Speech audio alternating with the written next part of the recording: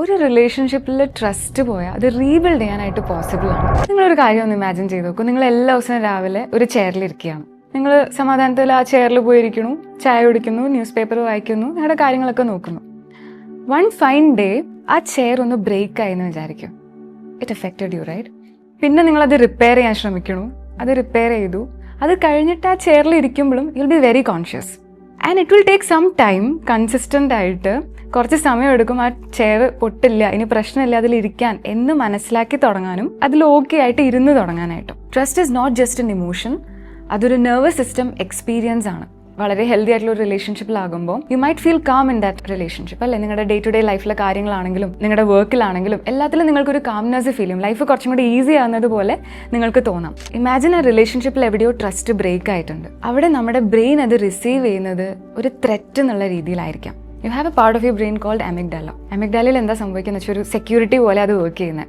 എന്തെങ്കിലും ഒരു അൺസർട്ടൈൻ ആയിട്ടുള്ള സിറ്റുവേഷൻ വരികയാണെങ്കിൽ കോൺസ്റ്റൻ്റ് ആയിട്ട് പാനിക് ആവുക. അതായത് നമ്മൾ ലൈറ്റിൻ്റെ സ്വിച്ച് ഓൺ ചെയ്യുമ്പോൾ ലൈറ്റ് കത്തുന്നില്ലേ, അല്ലെങ്കിൽ വാഷിംഗ് മെഷീൻ ഓൺ ചെയ്യുമ്പോൾ വാഷിംഗ് മെഷീൻ ഓൺ ആവുന്നത് പോലെ അൺസർട്ടൈൻ സിറ്റുവേഷൻസ് ഫ്രണ്ടിൽ വന്നാൽ പാനിക് ആകുക എന്നുള്ളതാണ് അമിഗ്ഡാലയുടെ ഡ്യൂട്ടി. സോ നിങ്ങൾ പെട്ടെന്നൊരു അൺസർട്ടൈൻ സിറ്റുവേഷൻ വരികയാണ്, അതായത് എൻ്റെ പാർട്ട്ണർ എന്നെ ചീറ്റ് ചെയ്തു. ചീറ്റിംഗ് എന്ന് പറയുമ്പോൾ അത് ചെറിയൊരു കള്ളം പറയുന്നതായിരിക്കാം, ഇമോഷണലി ചീറ്റ് ചെയ്യുന്നതായിരിക്കാം, ഇമോഷണലി അൺഅവൈലബിൾ ആകുന്നതാകാം, ടൈം കൊടുക്കാത്തതാകാം, ആൻഡ് ഫിസിക്കൽ ചീറ്റിംഗ് ആകാം, ബിട്രയൽ ആകാം, കാര്യങ്ങൾ ചിലപ്പോൾ പറയാതിരിക്കുന്നതാകാം. Transparency is different, hiding is different. Trust break ആകുമ്പോൾ നമ്മുടെ ബ്രെയിനിന് റിസീവ് ചെയ്യുന്ന signal I am not safe with this person anymore എന്നുള്ളൊരു തോന്നലാണ്. ഇത് വരുമ്പോഴാണ് ഓവർ തിങ്കിങ് സ്റ്റാർട്ട് ചെയ്യുന്നത്. അല്ലെങ്കിൽ എനിക്ക് ഓവർ തിങ്കിങ് നിർത്താൻ പറ്റുന്നില്ല, ഫോൺ ചെക്ക് ചെയ്യുന്നത് നിർത്താൻ പറ്റുന്നില്ല, കോൺസ്റ്റൻ്റ് ആയിട്ട് ഞാൻ അന്വേഷിച്ചുകൊണ്ടിരിക്കുക എവിടെയാണ്, എന്താ ചെയ്യുന്നത്, ആരോടാ മിണ്ടുന്നത്.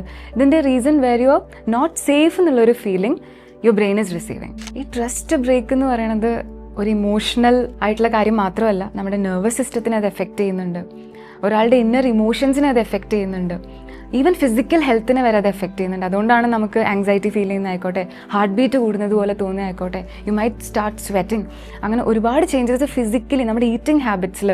ഉറക്കം നന്നായിട്ട് ഉറങ്ങിക്കൊണ്ടിരുന്ന ഒരാൾ ഉറക്കമില്ലാത്തൊരു സിറ്റുവേഷനിലേക്ക് വരുന്നൊരു അവസ്ഥ, അല്ലേ? അങ്ങനെ പല രീതിയിൽ നമ്മൾ ട്രസ്റ്റ് ബ്രേക്ക് ആവുന്നത് എഫക്റ്റ് ചെയ്യുന്നുണ്ട്. ട്രസ്റ്റ് റീബിൽഡ് ചെയ്യാനായിട്ട് പോസിബിൾ ആണോ? യെസ്, പോസിബിൾ ആണ്. But love alone is not enough to rebuild trust. നിന്നെ എനിക്ക് ഒരുപാട് ഇഷ്ടമാണെന്ന് പറഞ്ഞതുകൊണ്ട് മാത്രം ഈ പോയ ട്രസ്റ്റ് തിരിച്ച് കിട്ടണം എന്നില്ല. അവിടെ ഇമോഷണൽ ആയിട്ടുള്ള കൺസിസ്റ്റൻസി ആവശ്യമാണ്, ട്രാൻസ്പെറൻസി ആവശ്യമാണ്, അക്കൗണ്ടബിലിറ്റി ആവശ്യമാണ്, ആൻഡ് മോസ്റ്റ് ഇമ്പോർട്ടൻ്റ്ലി വളരെയധികം പേഷ്യൻസ് വേണം. ആൻഡ് ഹേർട്ടായ പാർട്ട്ണറിന് ആ ഇമോഷണൽ സേഫ്റ്റി തിരിച്ചു കൊണ്ടുവരിക എന്നുള്ളത് വളരെ ഇമ്പോർട്ടൻ്റ് ആണ്. യൂഷ്വലി ഈ ട്രസ്റ്റ് ബ്രേക്ക് ചെയ്ത് കഴിഞ്ഞാൽ റിലേഷൻഷിപ്പിൽ ചെയ്യുന്ന പാർട്ട്നേഴ്സ് വരുത്തുന്ന ഏറ്റവും വലിയൊരു മിസ്റ്റേക്കാണ് തിരിച്ച് പഴയ പോലെ നോർമലായിട്ട് ബിഹേവ് ചെയ്ത് തുടങ്ങുക എന്നുള്ളത്. അതായത് ട്രസ്റ്റ് ബ്രേക്ക് ചെയ്തു, ഇന്നെല്ലാം പ്രശ്നങ്ങളും മനസ്സിലാക്കി ഞാൻ നാളെ തൊട്ട് പഴയതുപോലെ ബിഹേവ് ചെയ്ത് തുടങ്ങണം എന്ന് പറയുന്നത് അതൊട്ടും എളുപ്പമുള്ള കാര്യമല്ല.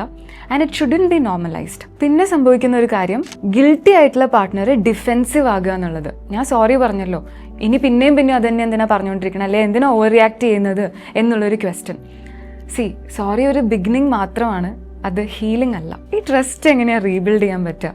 അവിടെ പ്രൈമറിലി ശ്രദ്ധിക്കേണ്ട ഒരു കാര്യം, ഹാഫ് ട്രൂത്ത് അല്ല, ഫുൾ ഓണസ്റ്റി എന്നുള്ളത് വളരെ ഇമ്പോർട്ടൻ്റ് ആണ്. ഒരു എക്സാമ്പിൾ പറയുകയാണെങ്കിൽ, ഒരു എക്സ് ഗേൾ ഫ്രണ്ടിനോ എക്സ് ബോയ് ഫ്രണ്ടിനോ മെസ്സേജ് ചെയ്തത് പാർട്ട്ണർ കണ്ടുപിടിക്കുകയാണ്. അവിടെ ഫസ്റ്റ് ട്രസ്റ്റ് ബ്രേക്ക് ചെയ്യാണ് മെസ്സേജ് ചെയ്തു എന്നുള്ളത്, പറയാതെ മെസ്സേജ് ചെയ്തു എന്നുള്ളത്, അല്ലെങ്കിൽ ഒരു ട്രാൻസ്പെറൻസി അവിടെ ഉണ്ടായിരുന്നില്ല എന്നുള്ളൊരു കാര്യത്തിൽ.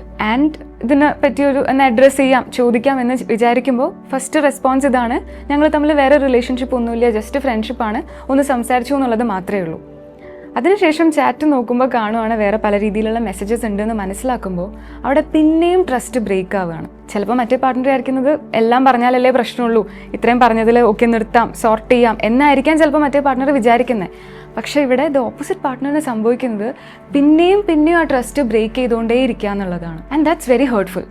കാരണം പിന്നെ ആ പാർട്ട്ണർ പോകുന്നത് ഭയങ്കരമായിട്ടുള്ളൊരു ഡാമേജിലോട്ട് പോകും. കാരണം ഇനി എന്തെങ്കിലും ഉണ്ടോ അപ്പോൾ എന്നോട് പറയാൻ, ഇനി എന്തെങ്കിലും ബാക്കിയുണ്ടോ, ഇത് കംപ്ലീറ്റ് ആയിട്ട് എന്നോട് പറഞ്ഞോ, പിന്നെ ഒരു ഇൻവെസ്റ്റിഗേഷൻ മോഡിലേക്ക് പോകാനുള്ള ചാൻസസ് കൂടുതലാണ്. പിന്നെ റിലേഷൻഷിപ്പ് അല്ല, രാദർ ഒരു പോലീസ് ഇൻവെസ്റ്റിഗേഷൻ നടക്കുന്ന പോലെ ആയിരിക്കും ആ റിലേഷൻഷിപ്പ് മുന്നോട്ട് പോകുന്നത്. But at the same time it is very difficult for that partner to.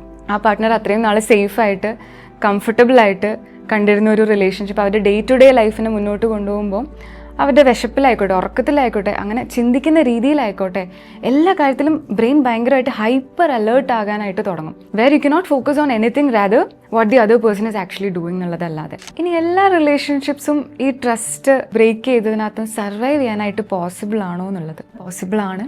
എല്ലാ റിലേഷൻഷിപ്സും അല്ല. വേർ രണ്ടുപേരുടെ ഭാഗത്തുനിന്നും കൺസിസ്റ്റൻ്റ് ആയിട്ടുള്ള എഫേർട്ട് ഉണ്ടെങ്കിൽ, രണ്ടുപേരുടെ സൈഡിൽ നിന്നും പേഷ്യൻസ് ഉണ്ട്, ആ ട്രസ്റ്റ് ബിൽഡ് ചെയ്യാനായിട്ടുള്ള വർക്ക് രണ്ടുപേരും കൺസിസ്റ്റൻ്റ് ആയിട്ട് എടുക്കുകയാണെങ്കിൽ ഇറ്റ് ഈസ് പോസിബിൾ.